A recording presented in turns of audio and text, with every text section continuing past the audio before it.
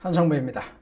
자, 2020년도 마무리를 하면서 무관중 경마가 2주간 있었죠. 그리고 이제는 경마가 중단이 된 상태인데 2주간에 있었던 무관중 경마 기간에 무슨 일들이 있었는지 여러분들도 많이 궁금해 하실 것 같습니다. 제가 이번에 특집으로 무관중 경마 3개의 특집을 준비를 했고 오늘 그 첫 시간 시작을 해보겠습니다. 자, 이번에 제가 준비한 내용은 전개별 주행 습성에 대한 입상 분포도예요. 전개, 주행 습성에 따른 그리고 상대성에 따른 전개에 따라서 경주 결과는 많이 달라지고 있죠. 지난 12월 12일, 19일, 20일 2주간에 걸쳐서 무관중 경마가 진행이 됐고 서울, 부산 모두 합쳐서 71개, 총 71개의 경주들이 있었어요. 그 중에 1200m가 44개 경주, 1400m가 21개, 1800m가 6개 경주가 있었죠. 최근에 경주 편성이 그렇듯이 역시 단거리 경주들이 많았습니다만은 보통 때도 단거리 경주가 70% 이상 편성이 된다는 점을 감안해 보면은 큰 무리는 없을 것 같습니다. 자, 71개 경주의 결과들을 놓고 분석을 해 봤더니 재밌는 결과들이 나왔어요.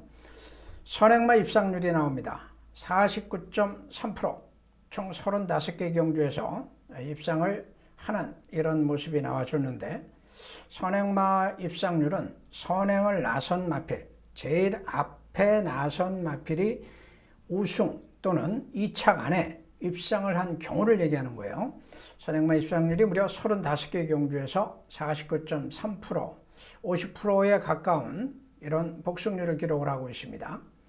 선두권 입상률, 자, 선두권 입상률은 17개 경주에서 결과가 나왔고 23.9%의 비중을 차지하고 있는데 이 선두권 입상률의 내용은 뭐냐면은 선행마가 아닌 마필들 있죠. 선행과 진배 없는 두 번째 안쪽이나 외곽으로 따라가는 사실상이 이제 선행인데 단독 선행 맨 앞에 있지 않았기 때문에 선두권이라고 제가 표현을 한 거예요. 그런 마필들, 선행마 맨 앞에 있는 마필이 죽었더라도 그 마필 바로 근접 추격에 나섰던 안쪽과 바깥쪽의 마필들이 입상을 했던 사례가 17개 경주니까 23.9입니다. 물론 이제 복승률, 복승 기준이고 파트너는 뒤에 있는 마필 중에서 왔겠죠.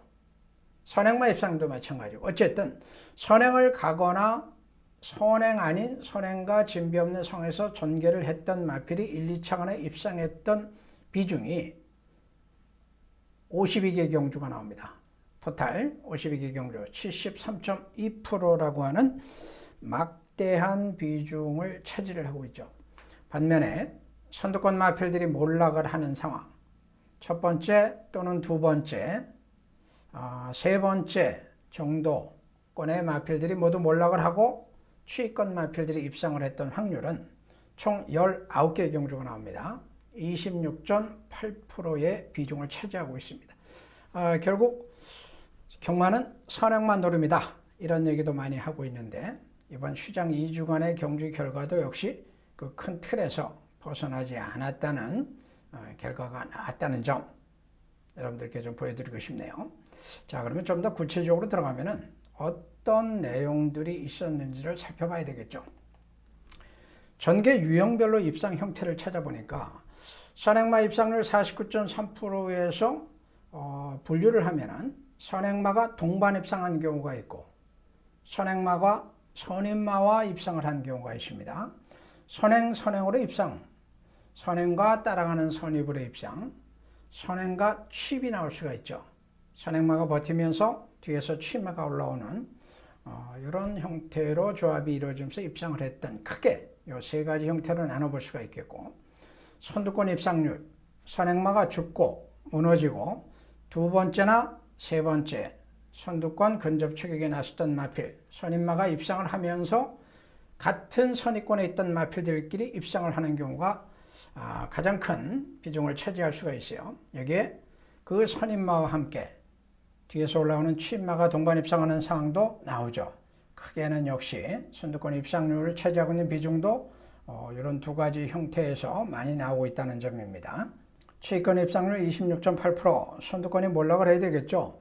선두권이 몰락하는 이유에는 여러 가지가 있습니다. 경합도 있고, 난타전이 나올 수도 있고, 여러 가지 상황이 있을 수 있는데, 선두권 몰락에 따른 반사 이익에 의한 취권 입상이 있는가 하면은 자력 취입이라는 것이 있죠. 자력 취입. 능력상 선두권을 제압할 수 있는 능력을 가진 좋은 취입 마필들이 나타나면서 선두권을 제압을 하는 이런 상황들도 나오고 있기 때문에 취권 입상도 역시 크게 두 가지로 분류를 할 수가 있습니다. 자, 제가 오늘 요 내용을 가지고 실제 경주에서 어떠한 형태로 이루어졌는지를 지금 위에 보이는 선행마, 동반입상, 선행선입입상, 선행취입입상 이런 형태별로 그 특징을 보여줬던 경주들을 준비를 했어요. 한 경주 한 경주 보시면서 어떤 상황에서 그런 결과들이 나왔는지 전개 유형을 여러분들께서도 한번 관심 있게 지켜봐 주시기 바랍니다. 자, 첫 번째 준비한 경주는 제5경주가 되겠습니다. 자, 이번 5경주는 1200m 부경에서 치러진 경주였습니다. 이번 경주는 9번마 톱업 코리아, 6번마 테이크 인디 킹 이런 마필이 일단 입상을 성공을 했는데 선행마의 동반 입상이라는 형태의 입상이에요. 보시겠습니다.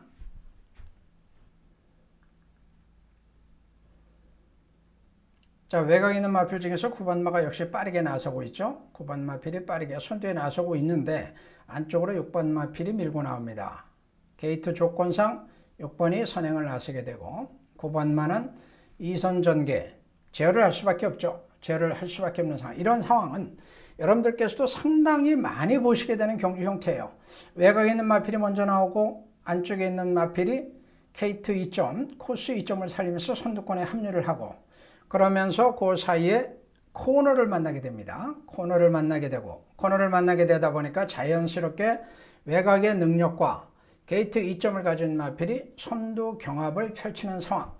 보통 1000m나 1200m 단거리에서는 너무도 여러분들 눈에 익은 장면이에요. 그런데 그 결과는 상당히 다르게 나타나는 경우들이 많습니다. 앞선의 마필들이 무너지는 사례들도 나올 수 있겠습니다만 이번 경우 같은 경우에는 그대로 두 마필이 동반 입상에 성공을 하죠. 처음에 선행을 나왔던 9번 마필은 직선 경합에서도 우세를 지키면서 능력을 보여주고 코스 2점으로 선행을 쌓을 수 있었던 6번은 코스 2점을 톡톡히 보면서 결국은 입상에 성공을 하는 이런 동반 입상의 사례로서 제 5경주를 정리를 해봤습니다. 자, 다음 경주는 부산 제4경주 들어가겠습니다. 이번 경주는 선행과 선입의 동반 입상 케이스예요. 선행과 선입. 2번과 4번, 4번과 2번 두 마필에 주목해 주시기 바랍니다. 4번이 먼저 나오죠. 일단 4번이 선행을 나서는 상황입니다. 4번이 먼저 선행을 나서는 상황이었고 당연히 외곽에 있는 마필들은 4번 안쪽에 두고서 근접 추격인데 그 사이에 2번이 안쪽으로 파고듭니다. 2번이 지금 안쪽으로 파고들어오는 모습이 나오고 있죠. 자, 이런 경우가 우리가 통상적으로 얘기할 때 주로 특성, 구조 특성상 최적의 조건이죠. 최적의 조건. 2번 같은 경우에는 초반 스타트보다는 코스 2점과 주로 특성이 맞물리면서 최적의 선입전개를 펼치는 이런 상황이 만들어진 거예요. 그리고 4번은 선행력을 바탕으로 선행에 나섰던 상황이죠. 자, 직선줄에 들어서면은 크게 변동이 없습니다. 이런 4번은 여전히 그대로 선행에 나서고 있고 2번은 최적의 전개를 펼쳤으나 안쪽에서 4번과 거리 차이가 벌어지는 이런 상황이에요. 거리차가 벌어지는데 그럼에도 불구하고 이 착을 버텨냅니다. 자, 이런 경우는 2번이 잘 뛰었던 부분도 있으나 상대마들이 아쉬움을 남기는 거죠. 상대마들의 결정력이 2번을 제압할 만한 모습을 보이지 못했기 때문에 그대로 앞선에서 끝나는 형태, 이런 형태의 경주도 상당히 많이 나오죠. 선행과 함께 선입권에서 전개가 이루어지는, 자, 지금은 이제 안쪽에서 이루어진 선입전개를 받고 다음 경주는 제가 12월 12일 토요 서울 1경주에 준비를 했습니다. 12일 토요 서울 1경주 보겠습니다. 자, 이번에는 선행마가 외곽에서 나가게 돼요. 11번 마필에 주목해 주시기 바랍니다. 11번. 선행에 나서고 있는 모습. 지금 안쪽에는 1번이 나오고 있으나 외곽에 있는 11번이 빠르게 스피드, 가속력을 보여주면서 선행에 성공을 하는 모습이죠.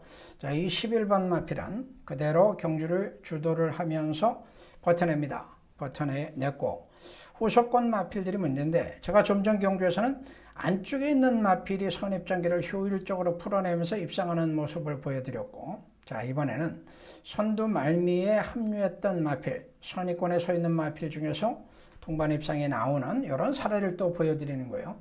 좀 전 경주와 비교를 한다면은 지금 경주에서는 1번이나 2번 같은 마필들이 바로 좀 전에 2번 같은 그런 케이스에 속할 수는 있는데, 게이트 이점을 가지고 코스 이점을 노렸다 하더라도 능력이 안 되는 마필은 또 안 되는 거죠. 능력이 안 되는 마필은 안 되는 거예요. 이게 문제입니다. 자, 직선 중반에 들어서면서 이미 7번 마필이 2위권에 진입을 하고 있고 외곽에는 8번 마필이 나오고 있으나 7번 마필이 그대로 뒷심을 보여주면서 11번과 7번 그리고 8번은 아쉬운 3차 선행을 갔던 마필이 그대로 버텨내고 선입권에 있던 마필 중에서 외곽에 있던 7번 마필이 끝까지 살아남는 이런 형태로 마무리를 하는 경주. 자, 소릴 경주에서는 선행과 함께 안쪽뿐만이 아니라 외곽에 있는 마필도 능력이 된다면은, 물론 항상 상대성이에요. 능력이라는 것은 된다면은 외곽 선입도 가능하다 하는 이런 모습을 보여주죠. 자, 다음은 선두권 입상, 선행마 입상 경우 중에서 마지막으로 준비한 경우인데 이런 경우는 취권의 입상이 나오는 경우들이 있습니다. 자, 12월 12일 날 서울 구경주에서 그 과정을 한번 보도록 하겠습니다. 4번마 볼트맨이라는 마필이에요. 우승을 하죠. 그리고 2차원 3번마 문학드림이라는 마필이 합니다.